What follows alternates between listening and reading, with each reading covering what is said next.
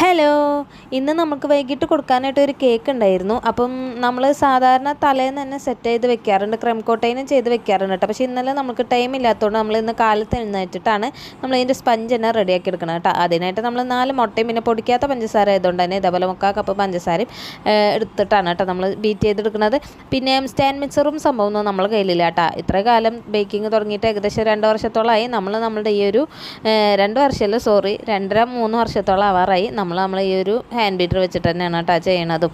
പിന്നെ നമ്മൾ അതിലേക്ക് പാൽ ഒഴിച്ചെടുത്തിട്ടുണ്ട്. നമുക്കിത് 2-3 തരത്തിൽ ചെയ്യാം. ബട്ടർ മിൽക്ക് വെച്ചിട്ട് ചെയ്യാം, അല്ലാണ്ട് ചെയ്യാം. ഞാൻ എല്ലാവിധം ട്രൈ ചെയ്ത് നോക്കിയിട്ടുണ്ട് കേട്ടോ.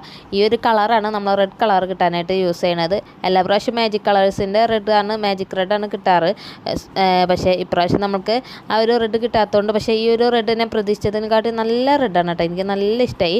പിന്നെ പോണ വഴിക്ക് ഇഷ്ടപ്പെട്ട എല്ലാവരും നമ്മളെ ചാനൽ ഒന്ന് സബ്സ്ക്രൈബ് ചെയ്ത് സപ്പോർട്ടും കൂടി ചെയ്യണേ, ഒന്ന് ലൈക്കും ചെയ്യണേ.